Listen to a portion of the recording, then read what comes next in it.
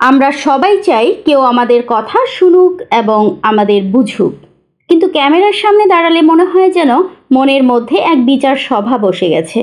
ভুল করলে কি হবে, মানুষ হাসবে না তো? এ ধরনের ভয়ের কারণগুলো মাথায় ঘুরতে থাকে। কিন্তু আসল নিনজা হয় সেই ব্যক্তি যে ভয়কে শত্রু না বানিয়ে সাথী বানিয়ে ফেলে। ক্যামেরার সামনে কথা বলার দক্ষতা আসলে এক ধরনের মাইন্ড ট্রেনিং।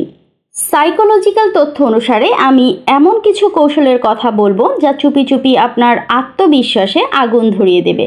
তাহলে চলুন মূল ভিডিওতে যাওয়া যাক। 1. নিজের ভাষা ও কণ্ঠের উপর নিয়ন্ত্রণ বাড়ানো। কমিউনিকেশনের প্রথম ধাপ হলো স্পষ্ট এবং আকর্ষণীয়ভাবে কথা বলা। ক্যামেরার সামনে কথা বলার সময় আপনার কণ্ঠের স্বর, গতি এবং শব্দচয়ন খুবই গুরুত্বপূর্ণ। কিভাবে শুরু করবেন? মিরর প্র্যাকটিস করুন। প্রতিদিন 5 থেকে 10 মিনিট আয়নার সামনে দাঁড়িয়ে কথা বলার অভ্যাস করুন। যে কোনো নির্দিষ্ট বিষয় নিয়ে কথা বলুন, যেমন আপনার দিন কেমন কাটলো। এটা আপনার মুখের ভাবভঙ্গি এবং কণ্ঠের উপর নিয়ন্ত্রণ বাড়াতে সাহায্য করবে। 2. ভয়কে বন্ধু বানান, তাকে লুকাবেন না। নিজেকে জিজ্ঞেস করুন, আমি ভয় পাচ্ছি কেন? ধরুন আপনি ক্যামেরার সামনে গিয়ে ঘামছেন, কারণ ভেতরে ভয় সবাই আমায় জাজ করবে। ঠিক এই মুহূর্তে ভয়কে চিনুন আর বলুন, ভয়, আমি জানি তুমি এসেছো, কারণ এটা আমার জন্য খুব গুরুত্বপূর্ণ।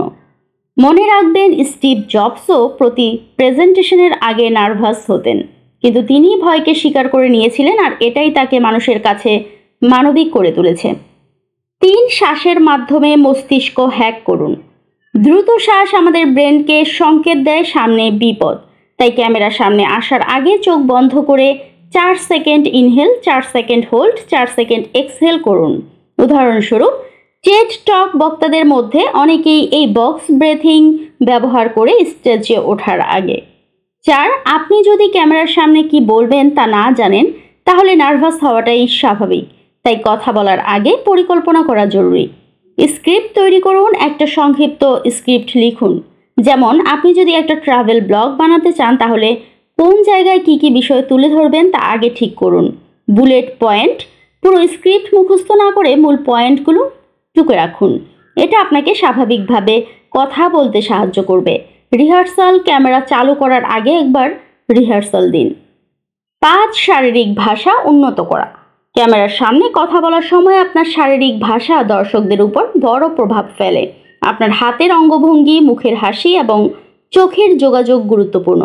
ক্যামেরার লেন্সকে দর্শকের চোখ ভেবে সরাসরি তাকান। এটা আপনার কথাকে আরও বিশ্বাসযোগ্য করে তুলবে। হাতের অঙ্গভঙ্গি, অতিরিক্ত হাত নাড়ানো এড়িয়ে চলুন। উদাহরণস্বরূপ, কোনো পয়েন্ট বোঝাতে হলে হাত দিয়ে সংক্ষিপ্তভাবে ইঙ্গিত করুন, যেমন একটা প্রোডাক্টের ফিচার দেখানোর সময় ভঙ্গি, সোজা হয়ে দাঁড়ান বা বসুন। এতে আপনাকে আত্মবিশ্বাসী দেখাবে। 6. পজিটিভ ম্যাজিক মন্ত্র।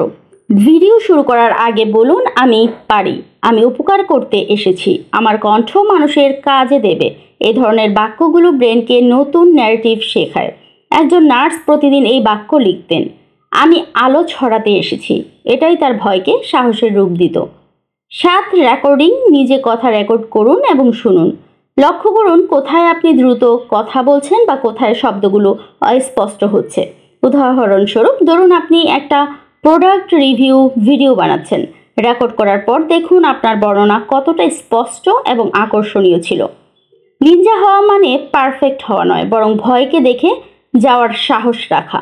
ক্যামেরার সামনে ভয় পাওয়া মানে আপনি গুরুত্ব দিচ্ছেন, আপনি ভালো করতে চান।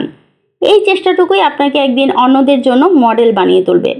তাই আজ থেকে আপনি আর একা নন। আপনার ভয়, আপনার সাহস আর এই নিনজা টেকনিক সব একসাথে চলবে। শুরু করুন শান্তভাবে, সাহস নিয়ে। তাহলে একদিন আপনিও হয়ে উঠবেন একজন সফল বক্তা।